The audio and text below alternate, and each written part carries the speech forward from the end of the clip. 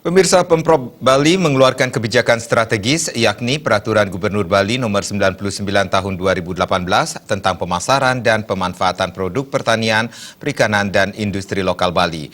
Pergub itu merupakan sebuah keputusan besar yang tentunya harus diikuti langkah besar dan kerja besar. Jika tidak dilakukan, pergub tersebut menjadi kurang bermanfaat. Dekan Fakultas Pertanian UNED Profesor Nyoman Rai sangat mengapresiasi diterbitkannya Pergub nomor 99 tahun 2018. Pergub itu dinilai membuat pertanian di Bali lebih menggeliat lagi karena hasil pertanian petani sudah ada yang menampung. Dalam upaya melancarkan pergub ini, seluruh stakeholder terkait harus bekerja keras dari hulu ke hilir. Para petani harus disiapkan dan diberikan berbagai pelatihan serta pendampingan sehingga menghasilkan produk dengan kuantitas yang diminta serta berkualitas dan berkesinambungan.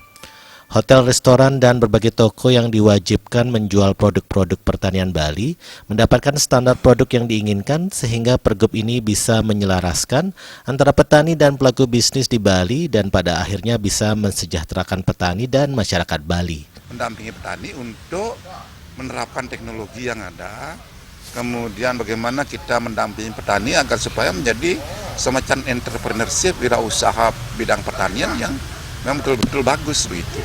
Itu saya kira yang harus dilakukan secara komprehensif dari hulu sampai ke hilir, tidak hanya menyangkut bagaimana teknologi itu di lapangan, tapi bagaimana teknologi itu diserap oleh petani, digunakan oleh petani, mulai dari tingkat on-farm sampai pada off-farm gitu. Itu saya kira yang perlu dilakukan. Dosen Fakultas Pertanian UNED Alit Susanto Wirya mengatakan pergub ini merupakan sebuah keputusan besar yang tentunya harus diikuti langkah dan kerja besar. Jika ini tidak dilakukan, pergub hanya akan menjadi keputusan besar yang tidak bermanfaat. Ia menambahkan menyukseskan pergub beberapa hal yang harus diperhatikan diantaranya produk pertanian apa yang dibutuhkan hotel, villa, dan restoran.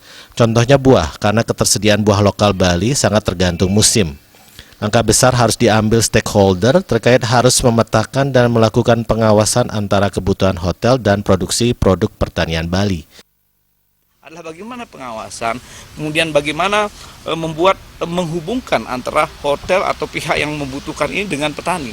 Ya, menghubungkan itu dengan membuat bapak angkat atau sebagai bapak angkat, tetapi tidak hanya sekedar bapak angkat, juga harus membina petani ini. Ya, membina petani ini dengan teknologi, bila perlu mengajarkan teknologinya seperti apa, kebutuhannya seperti apa, dan kualitasnya yang dibutuhkan kualitas seperti apa.